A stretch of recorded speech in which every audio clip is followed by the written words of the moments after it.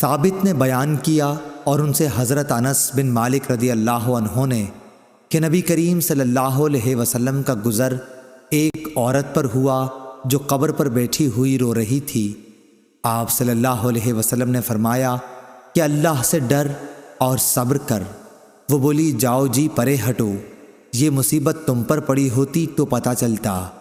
وہ آپ صلی اللہ علیہ وسلم کو پہچان نہ سکی تھی۔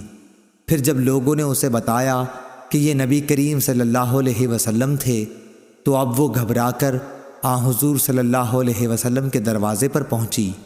وہاں اسے کوئی دربان نہ ملا۔